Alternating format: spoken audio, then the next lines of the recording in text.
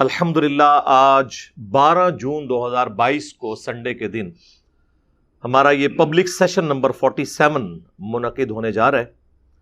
آپ کے سوالات یہ پرچیوں کی شکل میں میرے پاس آ چکے ہوئے ہیں، انہیں ڈسکس کرتے ہیں انشاءاللہ بعد میں۔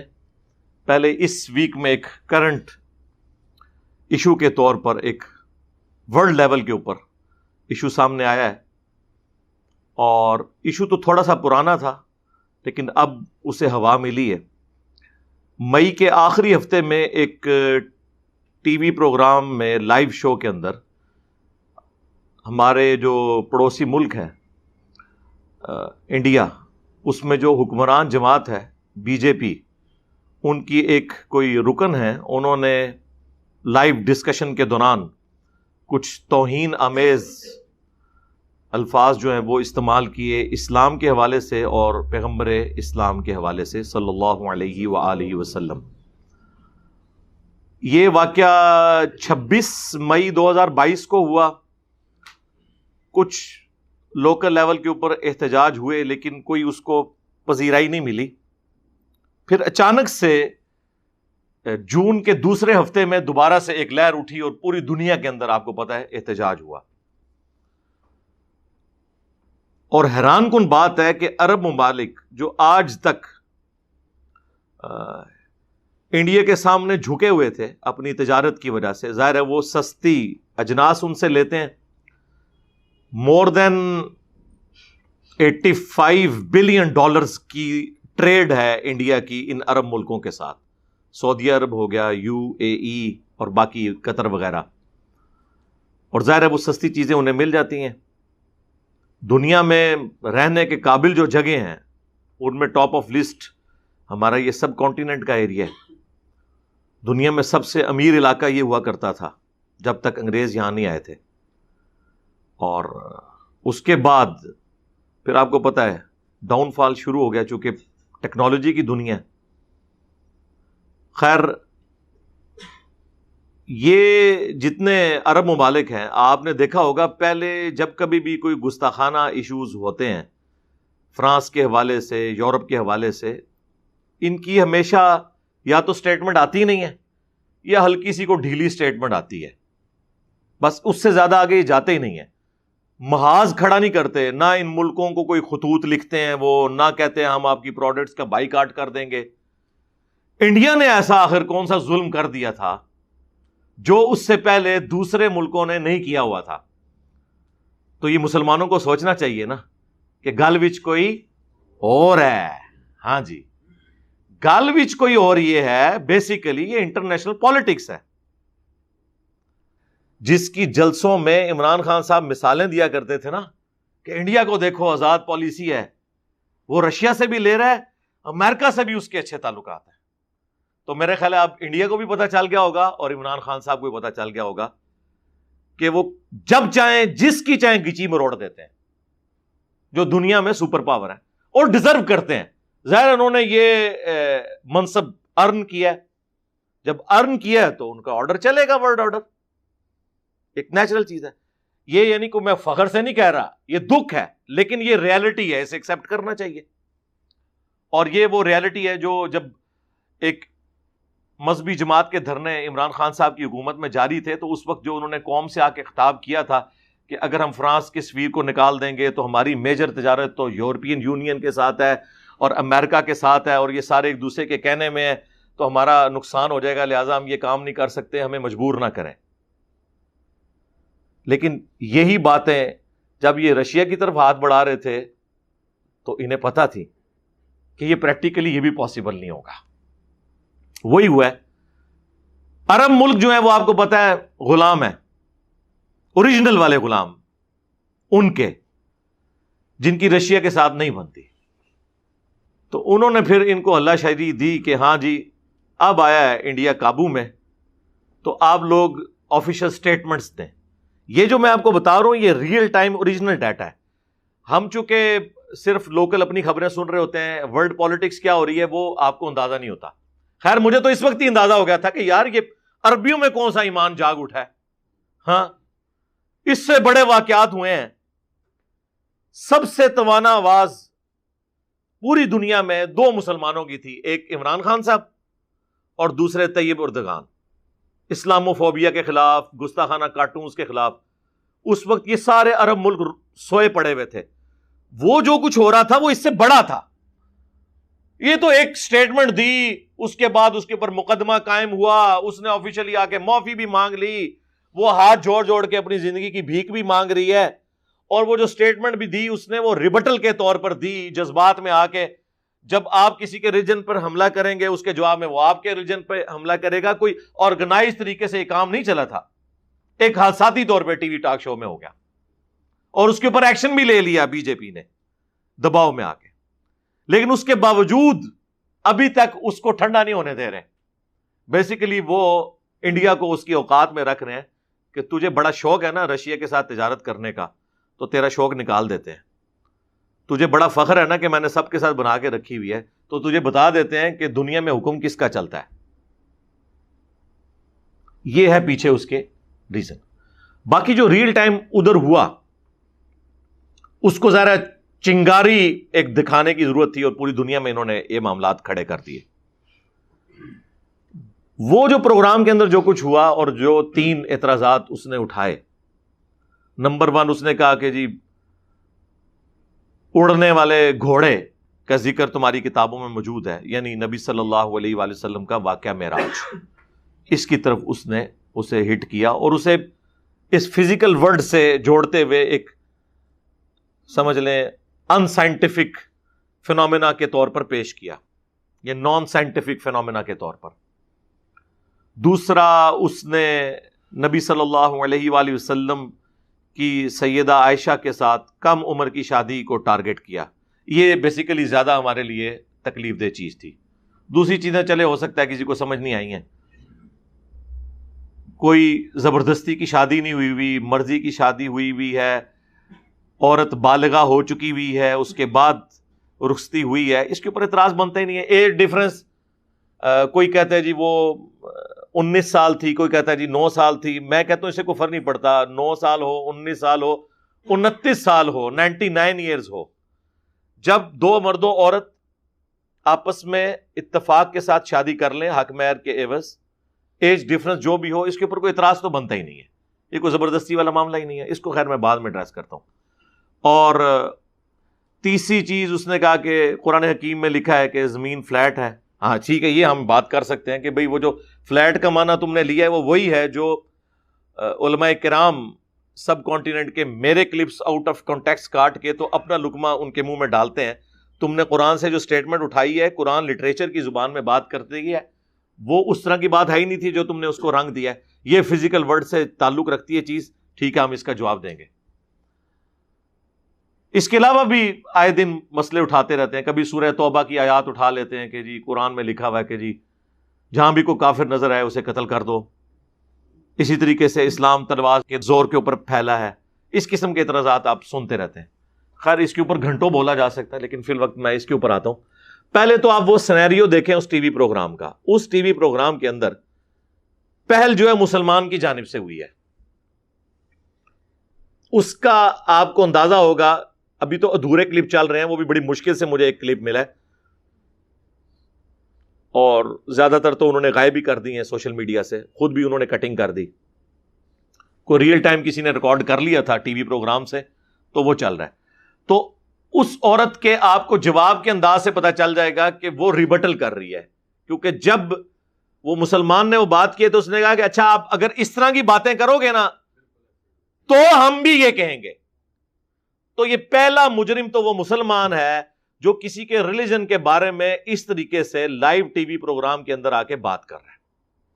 اور یہ بالکل کوئی قرآن و سنت کی تعلیمات نہیں ہے کہ آپ کسی کے ریلیجن کا مذاق اڑائیں،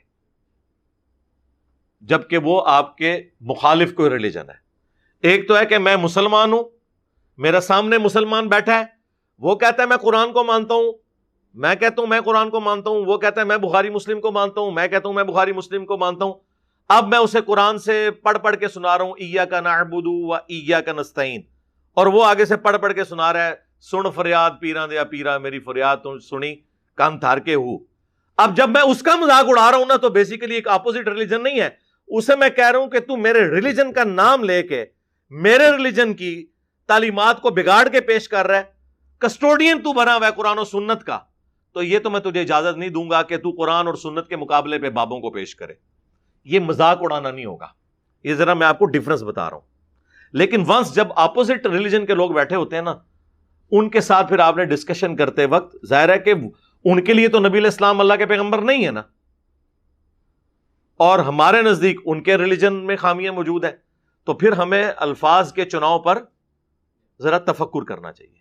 اور یہ قرآن حکیم کی تعلیمات ہیں. سورۃ الانعام میں اللہ تعالیٰ نے پارہ نمبر آپ 7 میں آ جائیں، پارہ نمبر 7 کی آخری صفحے کے اوپر سورۃ الانعام کی آیت نمبر 108 ہے.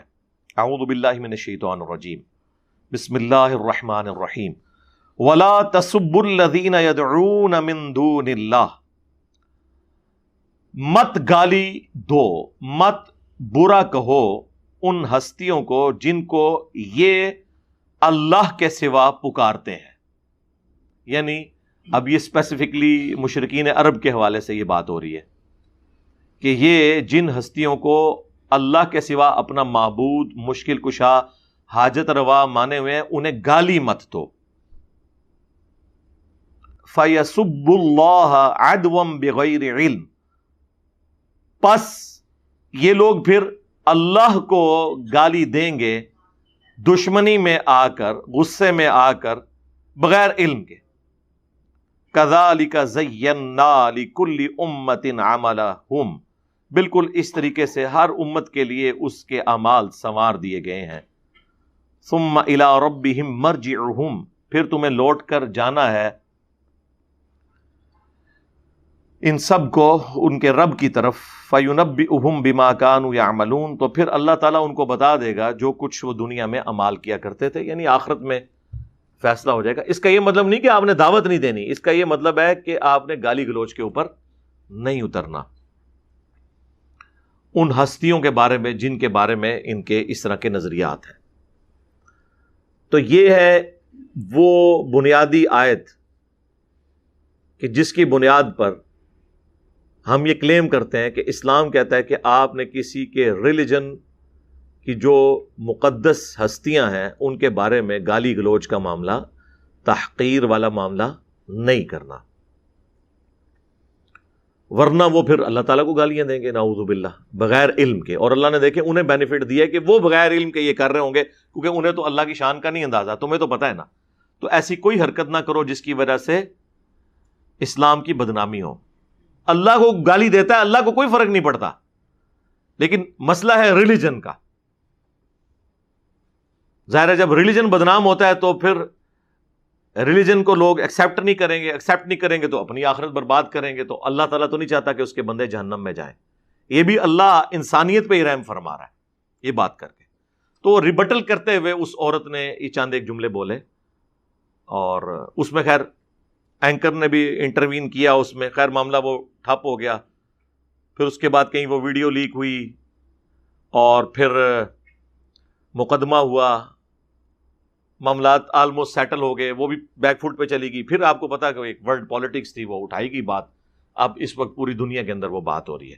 بلکہ ابھی یہ منڈے والے دن جو پرائم منسٹر ہیں پاکستان کے شہباز شریف صاحب، انہوں نے کہا کہ پارلیمنٹ میں اسے اٹھایا جائے گا. اور وہ ظاہر ہے اسی لیے اٹھا رہے ہیں کہ پوری دنیا میں فضا بنی ہوئی ہے.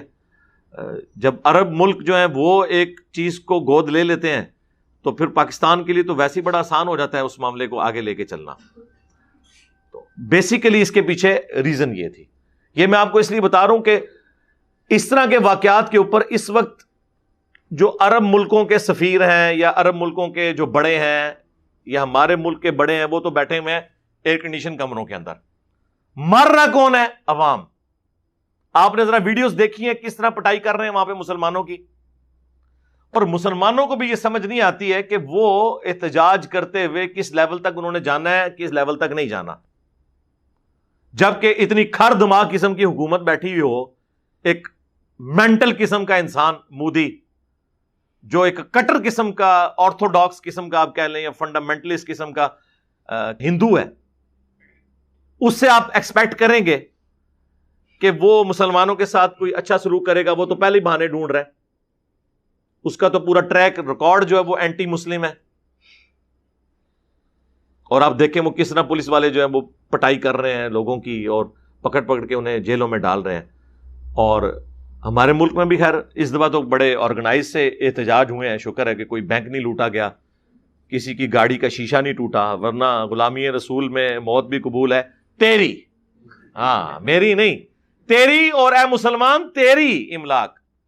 کیونکہ فرانس تک تو ہم پہنچ نہیں سکتے، انڈیا تک تو ہم پہنچ نہیں سکتے، تو جو ادھر ہیں مسلمان ان کے اوپر اپنی روح راضی کریں گے. دنیا میں کوئی مسئلہ اٹھتا ہے نا، سب سے پہلے مصیبت پڑ جاتی ہے پاکستانیوں کو اور پاکستان کے مسلمانوں کو، اس طرح کے مذہبی رویوں کے ہاتھوں. ہم تو ہمیشہ اس طرح کی نان اسٹیٹ ایکٹیویٹیز کے خلاف بولتے ہیں کہ آرگنائز طریقے سے بہرحال اس دفعہ جو ہوا ہے نا، اللہ کا شکر ہے، مجھے لگتا ہے کہ ساری مذہبی جماعتوں کے ڈنگ نکال دیے اسٹیبلشمنٹ نے، تو بڑے آرگنائز طریقے سے بڑے مہذب انداز میں احتجاج ہو رہے ہیں جس طرح کے ہونا چاہیے تھا. اب آپ نے دیکھا کہ وہ والے معاملات نہیں ہوئے جس طرح پہلے. آپ ذرا امیجن کریں نا، یہ تو سمجھ لیں روزی روٹی کھل گئی تھی پاکستان میں مولویوں کی اس واقعے کے بعد. فرانس تو اتنی دور ہے، جب پڑوسی ملک میں ہو، اور وہ پڑوسی ملک وہ جس کے خلاف ہماری ڈکلیئرڈ پالیسیز ہیں، پوری فوج کا آئین جو ہے اور ان کے حلف نامے جو ہیں وہ اس ملک کے اگینسٹ ہیں اور ان کے ہمارے اگینسٹ ہیں. یہاں تو ہر اعتبار سے حالات سازگار تھے کہ یہ 100 ٹائمز بڑا احتجاج ہوتا. یعنی اگر فرانس کے خلاف احتجاج میں 100 بینک لوٹے گئے تھے، ان کی اے ٹی ایم توڑی گئی تھی، تو یہ کم از کم 10,000 اے ٹی ایمز ٹوٹنی چاہیے تھی. وہاں پہ اگر 10,000 گاڑیوں کو آگ لگی تھی تو یہ 10 لاکھ کو لگنی چاہیے تھی. لیکن اللہ کا شکر ہے کہ بڑے مہذب انداز کے اندر احتجاج ہوا ہے. لیکن افسوس کی بات ہے، یہ جتنے اعتراضات وہ اٹھا رہے ہیں ہندو، اس کا جواب دینے کے لیے بھی کوئی مسلمان مجاہد سامنے آیا ہے، کوئی علمی طریقے سے ان چیزوں کو ایڈریس کرے کہ ہاں جی یہ جو آپ نے اعتراض اٹھایا یہ اس طرح نہیں، یہ یوں ہے، یہ بات جو آپ نے یوں سمجھی ہے یہ یوں نہیں، یہ یوں ہے. ایک کام کو نہیں نہ گلوڑے. یہ ایک دوسرے کے خلاف کلپ بنا سکتے ہیں، ایک دوسرے کو گالیاں دے سکتے ہیں، علمی طریقے سے جو کافروں کے اٹھائے ہوئے اعتراضات ہیں ان کے جوابات نہیں دے سکتے. اس کی وجہ سے اب آپ دیکھیں کہ سوشل میڈیا کے اوپر اب اس وقت وہ گستاخی تو اپنی جگہ ڈسکس ہو رہی ہے. جو پڑھا لکھا طبقہ ہے نا، وہ پتہ کیا ڈسکس کر رہا ہے کہ جی یہ کیا واقعی قرآن میں لکھا ہوا ہے زمین فلیٹ ہے؟ وہ تو یہ سوچ رہے ہیں. پھر وہ جب قرآن کی آیات کھول کے پڑھیں گے اور آگے سے ترجمے میں تفصیلات نہیں لکھی ہوئی ہوں گی، الٹا اعلیٰ حضرت کی کتاب ہوگی کہ زمین ساکن ہے. ہاں، اور عرب ملکوں کے مفتیوں کے فتوے ہوں گے کہ جو یہ کہے کہ زمین ساکن نہیں ہے وہ مسلمان ہی نہیں ہے. اس قسم کی باتیں آپ کریں گے. یہ پرانے فتوے ہیں ان کے، رکھے ہوئے گوگل کے اوپر آپ کو مل جائیں گے. تو پھر ظاہر ہے کہ مسلمانوں کے لیے ایک مصیبت کھڑی ہو جائے گی نا کہ یار یہ کیا باتیں ہو رہی ہیں. اب لوگوں نے تو نہیں ہے آپ کی کہانیوں کے اوپر یقین کرنا. میں اس کے اوپر پہلے بھی کافی دفعہ بول چکا ہوں. زمین ساکن ہے میری ویڈیو آپ دیکھ لیں، قرآن ورسز ماڈرن سائنس وہ آپ میری ویڈیو دیکھ لیں، اور کافی ساری اس حوالے سے ویڈیوز ہیں جس میں نے اوورال مقدمہ کلیئر کیا ہے. اب یہ چونکہ ایک اسپیسیفکلی ایک چیز آئی ہے تو اس کو میں ضرور ایڈریس کر دیتا ہوں. سورۃ الغاشیہ، سورت نمبر 88 آیت نمبر 20. وَإِلَى الْأَرْضِ كَيْفَ سُطِحَتْ. جو اللہ تعالیٰ نے، جو عرب کے لوگ، چونکہ ان کی آبزرویشن یہی ہوتی تھی نا، ریگستان میں جب آپ جا رہے ہوں تو آپ کو کیا نظر آتا ہے؟ ایک اونٹ ہے جس پہ آپ بیٹھے ہوئے ہیں، ریگستان ہے جس میں آپ سفر کر رہے ہیں، یا دور دور آپ کو جو پہاڑ نظر آ رہے ہیں نا. یہ عرب کی جو کامن آبزرویشن تھی نا فزیکل فینومینا آف نیچر کی، تو اللہ تعالیٰ نے اس کی طرف توجہ دلا کر تو اپنا تعارف کروایا. افلا ينظرون الى الابل كيف خلقت. کیا انہوں نے نہیں دیکھا کہ ہم نے اونٹ کو کیسا تخلیق کیا ہے؟ یونیک جانور ہے جی اونٹ. 1 مہینے تک بغیر پانی پیے ٹریول کر سکتا ہے، پانی سٹور کر لیتا ہے اپنے اندر. ریگستان کا جہاز کہا جاتا ہے اسے. یہ ڈیزائن ہے ریگستان میں سفر کرنے کے لیے. گھوڑے تو مر جائیں، وہ تو سفر کر ہی نہیں سکتے، بغیر پانی کے کیسے سفر کریں گے؟ پھر اس کے پاؤں ایسے ڈیزائن ہوئے میں، سخت جانور ہے. وَإِلَى السَّمَاءِ كَيْفَ رُفِعَتْ، اور آسمان کی طرف دیکھا کہ کیسا اس کو بلند کیا. وَإِلَى الْجِبَالِ كَيْفَ نُصِبَتْ، اور پہاڑوں کی طرف دیکھا کیسے گاڑے ہیں اللہ نے زمین میں. یہی وہ آبزرویشن ہے نا، آسمان، زمین، پہاڑ، اونٹ، یہ 4 آبزرویشن تھی ان کی. وَإِلَى الْأَرْضِ كَيْفَ سُطِحَتْ، یہ وہ آیت نمبر 20 جو بی جے پی کی وہ جو خاتون تھی، انہوں نے یہ کہا کہ جی وہ 88-20 انہوں نے یہ بولا تھا، یعنی چیپٹر نمبر 88 سورۃ الغاشیہ آیت نمبر 20. اور زمین کی طرف دیکھا کہ ہم نے اسے کیسا بچھونا بنایا. اس سے انہوں نے یہ پلی لی کہ زمین فلیٹ ہے. یہ تو اسی طریقے سے ہے کہ میں آج کے اس ماڈرن دور میں جتنی سڑکیں بنتی ہیں، موٹر وے یا ایون جہازوں کے رن وے بن رہے ہوتے ہیں، تو اس کو فلیٹ بنایا جاتا ہے. اور اگر کوئی گورنمنٹ اناؤنسمنٹ کرے کہ جی یہ ہماری موٹر وے بالکل فلیٹ ہے تھرو آؤٹ اپنے سفر کے، تو آپ یہ کہیں گے کہ زمین تو گول ہے، اس نے فلیٹ کہہ دیا. اتنے بڑے سرکل میں جس کا سرکمفرنس 40,000 کلومیٹر ہے، اس میں کئی کلومیٹر بھی ہونا تو وہ آلموسٹ فلیٹ ہوں گے، کیونکہ آپ کو پتا ہے سرکل سے آپ چھوٹی سی اگر آرک اس کی ڈرا کریں نا تو آلموسٹ وہ اسٹریٹ لائن ہوتی ہے، اور اتنے بڑے سرکل میں تو ظاہر ہے کئی کلومیٹر اسٹریٹ لائن ہوں گے. یہ کب مسلمانوں کا عقیدہ رہا ہے کہ زمین جو ہے وہ فلیٹ ہے؟ یہ صرف گوگل میں جا کے دیکھ لیں کہ سب سے پہلے زمین کا سرکمفرنس کیلکولیٹ کس نے کیا ہے؟ ایک مسلمان نے، البیرونی نے. اور اس نے بڑے یعنی اس نے میتھمیٹیکل فارمولا یوز کیا. 2 پہاڑ اس نے کنسیڈر کیے اونچے، اور پھر وہ اتنی دور سفر کرتا رہا کہ وہ نظروں سے اوجل ہو گئے، یعنی وہ زمین کی کرویچر ایسی آ گئی. پھر اس نے اینگل ڈرا کیا، اس سے اس نے وہ اتنی کرو کیلکولیٹ کی اور اس کی ڈگریز نکالی، اور آپ کو پتا ہے 360 ڈگری ہوتی ہے. تو اگر اتنی ڈگری میں اتنا فاصلہ بن رہا ہے تو 360 ڈگری پوری کرنے میں اس نے آلموسٹ کوئی 37-38 ہزار کلومیٹر کے قریب نکالا تھا سرکمفرنس زمین کا. باقاعدہ اسے عباسی خلیفہ نے انعام دیا تھا اس کے اوپر. ہمارے سب کانٹیننٹ سے بھی وہ ہو کے گیا ہے. بہت بڑا میتھمیٹیشین بھی تھا اور وہ ہسٹورین بھی تھا. تو ورنہ تو ہونا چاہیے تھا اسے خلیفہ وقت جو ہے وہ پھانسی دے دیتا کہ تو نے زمین کو گول ثابت کر دیا، قرآن میں تو لکھا ہے فلیٹ. اور خلیفہ بھی وہی نہیں کہ وہ پنجابی خلیفہ تھا، عربی جاننے والے تھے، قرآن جاننے والے تھے. وہ دنیاوی طور پہ وہ جتنے بھی سخت گیر بادشاہ تھے، لیکن اس وقت سکولنگ کی تعلیم یہی ہوتی تھی کہ تمام بادشاہوں نے قرآن کا علم حاصل کیا ہوتا تھا، حدیث کا علم حاصل کیا ہوتا تھا، مدرسوں سے تعلیم حاصل کی ہوئی ہوتی تھی. مدرسے یہ والے نہیں، یعنی وہ کسی استاد کے ساتھ اٹیچ ہو جاتے تھے، وہی اس کو سارے سبجیکٹ سکھاتا تھا. اور پھر استاد جہاں ٹریول کرتا تھا وہ اپنے اسٹوڈنٹ 8-10 سال لے کے جاتا تھا. یہ سٹائل تھا اس وقت.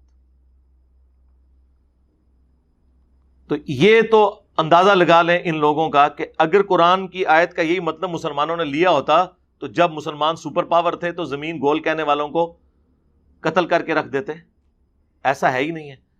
قرآن لٹریچر کی زبان میں بات کرتا ہے، اور جب قرآن بچھونے کی بات کر رہا ہے تو اس سے مراد سٹیبلٹی اور چلنے کے لیے. ظاہر ہے کہ جتنے ایریے میں ہم چل رہے ہوتے ہیں اس میں تو وہ اسٹریٹ لائن کے طور پر ایک اسٹریٹ زمین کے طور پر اویلیبل ہوتی ہے ہمارے پاس چلنے کے لیے.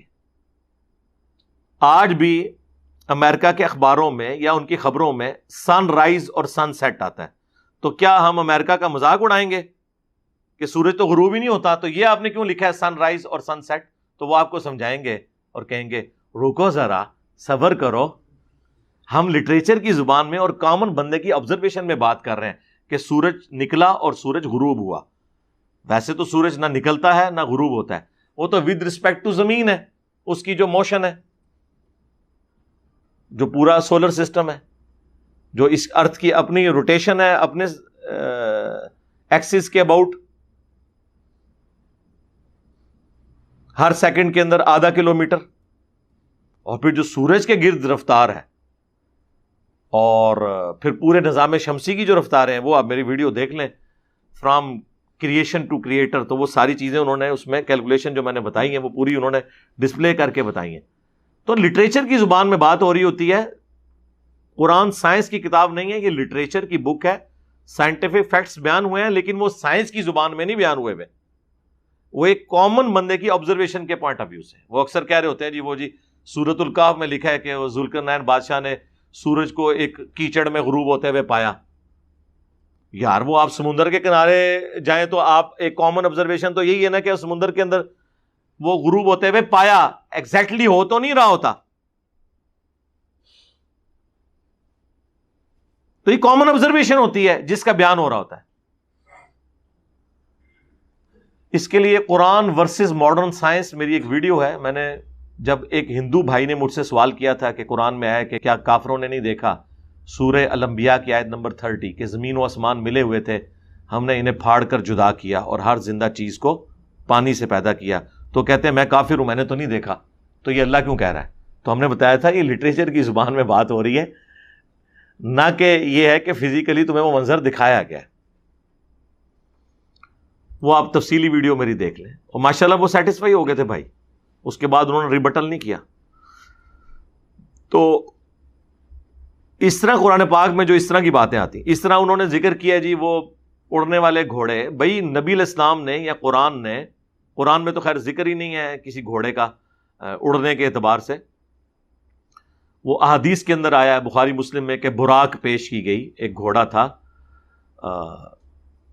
گھوڑے سے چھوٹے سائز کا، ایک علیحدہ سے اللہ تعالیٰ کی طرف سے ایک جنتی سواری آئی تھی اور اس کا پہلا قدم وہاں پڑتا تھا جہاں نگاہ پڑتی تھی.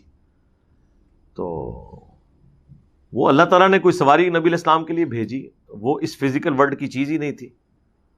ورنہ تو اس زمانے میں کوئی ایسی سواری تو ہے ہی نہیں تھی کہ آپ 40 دن کا جو پیدل سفر ہے وہ راتوں رات طے کریں، وہاں آپ نماز بھی پڑھائیں، بیت المقدس میں واپس بھی آ جائیں. یہ سب کچھ معجزانہ طریقے سے ہوا. اس کا تعلق اس فزیکل ورلڈ کے ساتھ نہیں ہے. یہ ایمان بالغیب سے تعلق رکھتی ہیں چیزیں، اور یہ ان کے لیے ہوں گی جو پہلے ایگزسٹنس آف گاڈ کو مانیں گے، اس کے بعد آگے معاملات چلیں گے. اس کا مقدمہ یہ نہیں ڈسکس ہوگا کہ ہم نے یہ ثابت کرنا ہے. ہم نے نہیں کوئی ثابت کرنا، نہ ہمیں ضرورت ہے ثابت کرنے کی. ہم نے خدا کی ایگزسٹنس کے اوپر بات کرنی ہے کہ یہ کریشن کسی نے بنائی ہے یا خود بن گئی ہے. کیا یہ کسی کا ڈیزائن ہے یا یہ ایٹ رینڈم سارے معاملات چل رہے ہیں؟ زمین کا سورج سے فاصلہ، یہ جو فائن ٹیوننگ ہے کسی کے رکھنے کے اوپر ہے، یہ خود بخود ہے کہ وہ اس زمین کو رہنے کے قابل بنایا گیا. تھوڑی سی دور ہو جائے یا تھوڑی سی قریب ہو جائے تو کوئی زی روح اس کے اوپر زندہ نہیں رہ سکتا. پھر یہاں پہ آکسیجن کی مقدار جو رکھی گئی ہے، یہ ملینز آف فائن ٹیوننگز ہیں اس پلانٹ ارتھ پہ زندگی کو قائم رکھنے کے لیے. اور سائنٹسٹ کہتے ہیں کہ اتنی فائن ٹیوننگ ہے کہ ایک اگر بال پوائنٹ کو یا ایک پینسل کو اس کی نوک کے اوپر کھڑا کر دیا جائے، یہ کھڑی ہو سکتی ہے؟ مجھے بتائیں کتنا بیلنس چاہیے. اور 1 ارب سال تک 1 بلین ایئرز تک یہ کھڑی رہے، اس سے زیادہ بیلنس ہے اس کائنات کے اندر. جو ذرا سا بھی ڈسٹرب ہو جائے تو ہر چیز درم برم ہو جائے. تو یہ اتنے بڑے بڑے معجزات آپ دیکھنے ہیں. میں کہتا ہوں جی کسی ایسے گھوڑے پہ سواری کرنا جو اڑتا ہے، یہ چھوٹا معجزہ ہے. اور انڈے میں سے چوزا نکلنا یہ بڑا معجزہ ہے. اور بیج میں سے 6 ارب گنا بڑا درخت نکلنا یہ اس سے بڑا معجزہ ہے. لیکن یہ وہ فزیکل فینامنا ہے جس کے ہم عادی ہو چکے ہیں، اس لیے ہمیں یہ معجزہ فیل نہیں ہوتا. وہ تو بہت چھوٹی چیز ہے لیکن اس کے ہم عادی ہیں، اس کے عادی نہیں ہے تو ہم اس کا مذاق اڑا لیں گے. تو جو اللہ اتنے بڑے بڑے کام کر رہا ہے اس کے لیے کوئی مشکل ہے؟ جس اللہ نے روشنی کو یہ رفتار دی ہے کہ 1 سیکنڈ میں 3 لاکھ کلومیٹر یا 1,86,000 میل وہ سفر کرتی ہے. 1 سیکنڈ میں روشنی پوری زمین کے 7 چکر کاٹ سکتی ہے، جس کا سرکمفرنس 40,000 کلومیٹر ہے. 40,000 کلومیٹر زمین کا سرکمفرنس ہے. 1 سیکنڈ میں روشنی 7 چکر اس کے کاٹ لے گی. اس اللہ کے لیے ایک نورانی سواری ارینج کرنا جس میں نبی علیہ السلام ایک رات میں خانہ کعبہ شریف سے بیت المقدس کا سفر اختیار کر لیں اور واپس آ جائیں. اب تو خیر ہم بھی کر سکتے ہیں، انسانوں نے ایسے جہاز بنا لیے ہیں جو ایک دن میں یہ ٹریولنگ کر سکتے ہیں ایک رات کے اندر، تو اس اللہ کے لیے کوئی مشکل ہے؟ تو یہ ساری چیزیں ہم فزیکل ورلڈ سے نہیں بتا رہے ہوتے، حالانکہ آج فزیکل ورلڈ میں بھی یہ چیز ممکن ہو گئی ہے، ہم اسے نبی علیہ السلام کے معجزے کے طور پر اور خدا کے پلان کا حصہ سمجھتے ہیں۔ ہاں، جو زمین فلیٹ کی آپ نے بات کی وہ ایک فزیکل ورلڈ سے تعلق رکھتی تھی چیز، وہ میں نے آپ کو بتا دی کہ وہ لٹریچر کی زبان میں بات ہو رہی ہے، ایسا بالکل نہیں ہے۔ اب رہ گیا سیدہ عائشہ والا معاملہ، وہ بھی فزیکل ورلڈ کی چیز ہے، تو یہ بتائیں کہ کہاں مسلمانوں کی کتابوں میں یہ لکھا ہے کہ سیدہ عائشہ بالغہ نہیں تھی اس وقت؟ جب وہ بالغہ ہو گئیں، چاہے وہ 9 سال کی عمر ہو یا 19 سال کی عمر ہو، یہ بحثیں علیحدہ ہیں، اس کو چھوڑ دیں، ان بحثوں کا کوئی اس سے تعلق ہی نہیں ہے۔ میڈیکلی آج بھی 9 سال کی عورت کا بالغہ ہونا ثابت ہے، لیکن لاکھوں میں کوئی ایک، اور ہم مانتے ہیں کہ ہماری ماں لاکھوں نہیں اربوں میں ایک تھی، جس کو اللہ نے ڈیوٹی سونپی کہ اس نے نبی علیہ السلام کی آئلی زندگی کو ٹرانسفر کرنا تھا، اور حضور کی وفات کے بعد 47 سال تک بغیر اولاد کے، بغیر خاوند کے زندگی گزارنی تھی، اور امت تک نبی علیہ السلام کی آئلی زندگی کو ٹرانسفر کرنا تھا۔ سیدہ عائشہ سلام اللہ علیہا، تو وہ اسپیشل خاتون ہی تھی، بالکل اسپیشل تھی، میڈیکلی بھی اسپیشل تھی اور ہمارے لیے ویسے ہی اسپیشل تھی۔ تو یہ ویسے چھوڑ دیں، اور شادی ہوئی ہے، آپ کو اس سے کیا لینا دینا ہے؟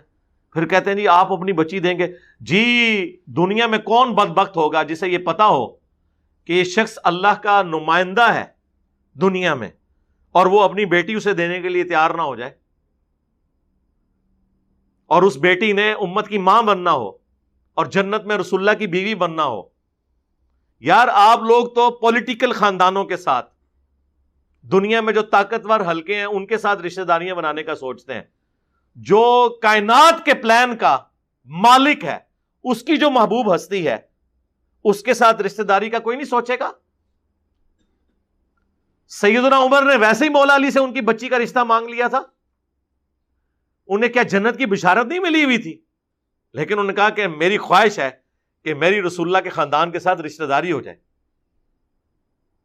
اور پھر سیدنا علی نے اپنی بیٹی کا نکاح ان سے کیا۔ تو آپ یہ سارے کے سارے وہ معاملات ہیں جو اس کے ساتھ تعلق رکھتے ہیں، انہیں اس کی امپورٹنس کا پتہ ہے، یہ کوئی اعتراض بنتا ہی نہیں تھا۔ اسی طریقے سے اسلام میں لکھا ہوا ہے قرآن کے اندر کہ جی جو بھی کافر نظر آئے اسے قتل کر دو۔ سرکار ہم آپ سے کہیں گے رکو ذرا، صبر کرو، کہاں لکھا ہوا ہے؟ اس کے آگے پیچھے پڑھو، سورہ التوبہ کھول کر دیکھو، وہ تو سراپا رحمت ہے، اللہ کے غضب بھی اس میں بیان ہوا، لیکن وہ سراپا رحمت ہے کہ اس غضب کی حالت میں بھی کہا گیا ہے کہ اب بھی اگر کوئی امن مانگتا ہے اسے امن دو، تاکہ وہ قرآن سنے اور اللہ کی طرف رجوع لے آئے۔ مسلمانوں اور کافروں کی ایک پیس ٹریٹی تھی جس میں ڈیسائیڈ ہوا تھا کہ جب یہ ٹریٹی ٹوٹے گی تو اس کے بعد کوئی اس کو پھر فالو نہیں کرے گا، اور وہ کافروں نے ٹریٹی توڑی تھی۔ جب کافروں نے وہ ٹریٹی توڑ دی، اس کے بعد وہ ایکٹیویٹی پرفارم کی گئی کہ اس زمانے میں جن لوگوں نے یہ بد عہدی کی تھی، اور بد عہدی کی سزا اس زمانے میں یہ مانی جاتی تھی، اس کے اگینسٹ یہ ساری باتیں ہوئی ہوئی ہیں، نہ کہ یہ ہے کہ جو بھی کافر نظر آئے۔ یار مسلمانوں نے 300 سال یہاں حکومت کی ہے، آج بھی 50% سے زیادہ، بہت محتاط اندازہ لگا لیں، ورنہ میرے نزدیک تو 70% سے زیادہ اس وقت بھی سب کانٹیننٹ میں کافر ہیں۔ تو اگر تلوار کے زور پہ آپ کو مسلمان بنانا ہوتا تو مسلمان بنا نہ لیتے۔ میرا تعلق تو ویسے ہی مغلیہ خاندان سے ہے، اور ہمارے بڑوں نے حکومت کی ہے یہاں پہ، ہم ان کی حکومت کو مسلمان حکومت سمجھتے ہیں، اسلامی حکومت نہیں سمجھتے۔ جتنے ان کا یہاں پہ زور تھا، تلوار کی نوک کے اوپر سب کو کلمہ نہیں پڑھا سکتے تھے، نہیں پڑھایا۔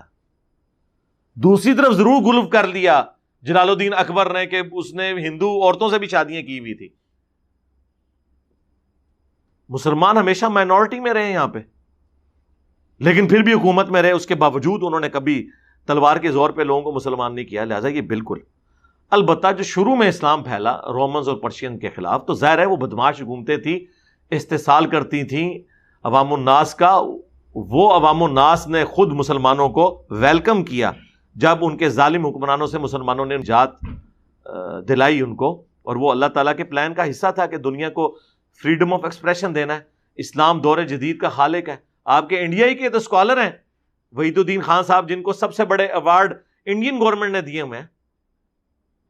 اور جو آپ کے پرائم منسٹر مودی ہیں وہ تو بڑی عزت کرتے ہیں ان کی. پچھلے دنوں جو کورونا میں فوت ہوئے ہیں 90+ ایج کے اندر, ان کی آپ کتاب پڑھ لیں, چھوٹی سی کتاب ہے, اسلام دور جدید کا خالق, کہ اس دور جدید میں فریڈم آف ایکسپریشن اسلام نے دیا ہے. پہلے جو بادشاہ کا دین ہوتا تھا وہی رعایا کا دین ہوتا تھا. اسلام نے پہلی دفعہ یہ اجازت دی کہ رعایا اور بادشاہ کا دین مختلف ہو سکتا ہے, ورنہ رومنز جب تک بت پرست تھے پوری رومن امپائر بت پرست تھی. جب کانسٹنٹائن 2 نے کرسچینٹی اڈاپٹ کر لی, یا اس زمانے کا آپ کہہ لیں وہ اسلام تھا, تو پوری رعایا جو ہے اس کو اسلام قبول کرنا پڑا, کرسچینٹی قبول کرنی پڑی. لیکن کیا سیدنا عمر نے جب پرشین اور رومن امپائر گرائی ہے تو کیا انہیں تلوار کی زور کے اوپر کہا کہ مسلمان ہو جاؤ؟ آج بھی 1.5 کروڑ عربی ایسے ہیں جو بائی برتھ کرسچن ہیں. 1.5 کروڑ, 150 لاکھ, 15 ملین. ورنہ عرب ملکوں میں تو کوئی نہیں بچنا چاہیے تھا. اور ان 1400 سالوں میں عرب میں کبھی غیر مسلم کی حکومت نہیں رہی ہے, ایٹ لیسٹ حرمین کی سرزمین کے اوپر. ایون جن زمانوں میں تاتاریوں کا زور تھا اس زمانے میں بھی اللہ تعالیٰ نے اسپیشل پروٹیکشن کی ہے عرب ملک کی, اور وہاں پہ ان کا فتنہ نہیں پہنچ سکا منگولوں کا. لیکن اس زمانے میں کیا کسی نے سوچا ہوگا کہ بعد میں اسلام کے سب سے بڑے مجاہد ہی منگول بن جائیں گے؟ مغل, ہاں, منگول جو ہیں عربی میں گاف نہیں ہوتی, تو یہ منگول کو مغل کہتے تھے عربک لوگ جو تھے. یہ مغل لفظ عربیوں نے دیا ان کو, تو وہ اس کی جگہ غین لگا دی, منگول مغل. تو دیکھ لیں اللہ تعالیٰ نے چن لیا, وہ اللہ کی مرضی ہے جسے چن لے. کعبے کو مل گئے پاسباں صنم خانے سے, اس وقت بھی ملے, آج بھی ملے. آج الحمدللہ اسلام کا لیڈنگ پلیٹ فارم ہمارا یہ پلیٹ فارم ہے.